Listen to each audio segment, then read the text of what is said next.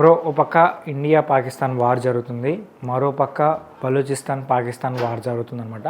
ఈ బలూచిస్తాన్ ప్రజలు ఏమంటున్నారంటే, అక్కడ ఉన్న ఆర్మీ వాళ్ళు ఏమంటున్నారంటే, మాకు కానీ ఇండియా సపోర్ట్ చేస్తే మాత్రం కొద్ది రోజుల్లోనే పాకిస్తాన్ ఓడిచ్చేస్తాం, మేము చూసుకుంటాం అన్నట్టుగా వాళ్ళు చెప్తున్నారు అనమాట. జస్ట్ ఇప్పుడు ఇండియా ఎలా రెస్పాండ్ అవుతుందనే దానిపైన డిపెండ్ అయ్యి ఇప్పుడు పాకిస్తాన్కి రెండు వైపుల నుంచి కూడా వాళ్ళకి దాడి జరుగుతుంది. అయితే ముందు వెనకాల గొయ్యి నుయ్యి అని ఉంటుంది కదా, సో ఆ విధంగా పాకిస్తాన్ పరిస్థితి అయిందనమాట. అంటే ఇది పోయి కూడా వాళ్ళే కొని తెచ్చుకుందని చెప్పుకోవచ్చు. ఎందుకంటే వాళ్ళు చూపించే పెత్తనం కావచ్చు, వాళ్ళు బిహేవ్ చేసే విధానం కావచ్చు.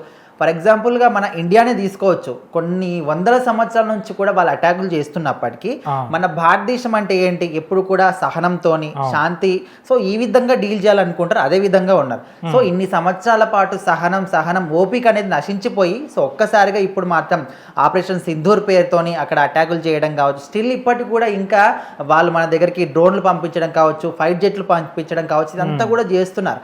అయినప్పటికీ కూడా మన ఇండియన్ ఆర్మీ మాత్రం ఎప్పటికప్పుడు కనీసం ఒక్క క్షణం కూడా కంటి మీద కొనుకు లేకుండా ఎక్కడ ఏం జరుగుతుంది, ఎక్కడ ఏ సైడ్ నుంచి ఏ విధంగా అటాక్ చేస్తారు అని క్లియర్గా వాళ్ళు చాలా అలర్ట్గా ఉంటూ వాళ్ళ మీద వాళ్ళు ఏదైతే లక్ష్యం పెట్టుకున్నారు, పలానా ఏరియాకి వచ్చి ఆ మిసైల్ పేలిపోవాలి అని లక్ష్యం పెట్టుకుంటారు కదా. సో మధ్యలోకి ఆ లక్ష్యం చేరకముందే మధ్యలోనే మన వాళ్ళు దాన్ని ధ్వంసం చేయడం జరుగుతుంది.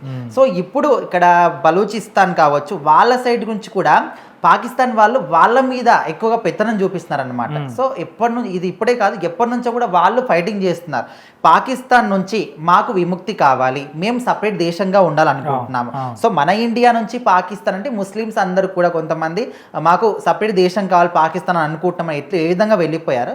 సో ఇప్పుడు పాకిస్తాన్ నుంచి మాకు సపరేట్ దేశం కావాలని బలూచిస్తాన్ వాళ్ళు అనుకుంటున్నారు. ఎందుకంటే బలూచిస్తాన్ అనే ఏరియాలో సహజ వనరులు కావచ్చు, ఖనిజాలు కావచ్చు, ఖనిజ లవణాలు కావచ్చు సమృద్ధిగా ఉంటాయి అనమాట, ఫుల్ఫిల్గా ఎక్కువగా ఉంటాయి. సో వాటన్నిటి మీద కూడా వాళ్ళకి ఎక్కువగా కాకుండా మాకే పెత్తనం ఉండాలి అనే విధంగా ఈ బలూచిస్తాన్ మీద పాకిస్తాన్ వాళ్ళు ఎక్కువ పెత్తనం చూపిస్తున్నారు. సో ఈ విషయంలో వాళ్ళిద్దరి మధ్య కూడా ఎప్పటి నుంచో ఫైటింగ్ జరుగుతుంది. సో ఇప్పుడు బలూచిస్తాన్కి సంబంధించిన ఆర్మీ వాళ్ళు ఏం చేశారంటే, మీరు గనక భారతదేశం సైడ్ నుంచి మాకు హెల్ప్ చేస్తే, మిసైల్స్ కావచ్చు, బాంబ్స్ కావచ్చు, ఈ ఆయుధాల విషయంలో మీరు మాకు హెల్ప్ చేశారనుకోండి, ఖచ్చితంగా మేము కూడా పాకిస్తాన్ మీద దాడి ఇంకా ముమ్మరం చేస్తాము అని మన మోదీ గారికి అయితే వాళ్ళు బహిరంగంగానే ఒక లేఖ పంపించడం జరిగిందంట. సో మరి మన భారతదేశం ఏం చేస్తుంది, హెల్ప్ చేస్తారా అనుకుంటే ఖచ్చితంగా హెల్ప్ చేసే అవకాశాలు అయితే ఉన్నాయి. ఎందుకంటే వాళ్ళు ఓన్లీ మన మీదనే కాకుండా ఈ విధంగా ఇటు ఆఫ్ఘనిస్తాన్ సైడ్ నుంచి కావచ్చు, బలూచిస్తాన్ కావచ్చు, అందరి మీద కూడా ఇదే విధంగా బిహేవ్ చేస్తున్నారు. సో ఖచ్చితంగా ముందు చూస్తే గొయ్యి, వెనక చూస్తే నొయ్యి అన్నట్టు వాళ్ళ పరిస్థితి అయిపోయింది. సో మొత్తానికి ఇప్పుడు ఎటు సైడ్ నుంచి కూడా చూసినా కూడా పాకిస్తాన్ వాళ్ళకి ముప్పు తప్పట్లేదు. ఇది ఖచ్చితంగా వాళ్ళు కొని తెచ్చుకుంది అనుకోవచ్చు, మనం తవ్వుకున్న గుంతలోనే మనమే పడ్డామన్నట్టు. సో వాళ్ళ పరిస్థితి అయిపోయింది. సో మన ఇండియన్ గవర్నమెంట్ కూడా ప్రజెంట్ అయితే ఆపరేషన్ సింధూర్ అయితే కొనసాగుతూనే ఉంది. దాన్ని మనము జస్ట్ ట్రైలర్ అని చెప్పాం. సో ట్రైలర్ కారణంగానే అక్కడ ఓన్లీ ఉగ్రస్థావరాల మీద అటాక్ చేశారు, అంతా బాగానే ఉంది.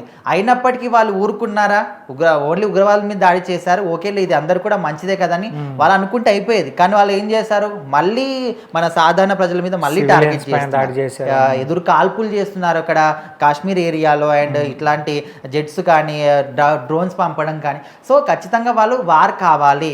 ఈరోజు ఎర్లీ మార్నింగే ప్రెస్ మీట్ పెట్టి మరి వాళ్ళు ఒక నోట్ని అయితే రిలీజ్ చేశారు, స్వయంగానే చెప్పారు అఫీషియల్గా, మేము ఇండియాతోని అఫీషియల్గానే యుద్ధం చేయాలనుకుంటున్నాము అని ఆ మిషన్కి ఒక పేరు కూడా పెట్టుకున్నారు. మనలాగా మనం ఆపరేషన్ సింధూర్ అని ఏ విధంగా పెట్టుకున్నామో వాళ్ళు కూడా ఒక పేరు పెట్టుకున్నారు. సో ఎన్ని పేర్లు పెట్టుకున్న వాళ్ళు ఏం చేసినా కూడా మన ఇండియన్ ఆర్మీని దాటి మాత్రం మన ఇండియాని ఏమీ చేయలేని క్లియర్గా అర్థమైపోతుంది. సో ఇక్కడ మన సైడ్ నుంచే కాకుండా బలూచిస్తాన్ సైడ్ నుంచి కూడా వాళ్ళకు ప్రెజర్ పెరిగిపోతుంది. సో మరి రెండింటి మధ్యలో ఇంకా ఆఫ్ఘనిస్తాన్ కూడా ఉంది. వాళ్ళు కూడా అంటున్నారు, మీ సైడ్ నుంచి మాకు సపోర్ట్ దొరికితే మేము కూడా వీళ్ళ మీద అటాక్ చేస్తామని వాళ్ళు కూడా చెప్తున్నారు. సో ఖచ్చితంగా ఈ అన్నిటి మధ్యలో పాకిస్తాన్ మాత్రం ఉడికిపోక తప్పదు, వాళ్ళు వెనక్కి తగ్గక తప్పదు.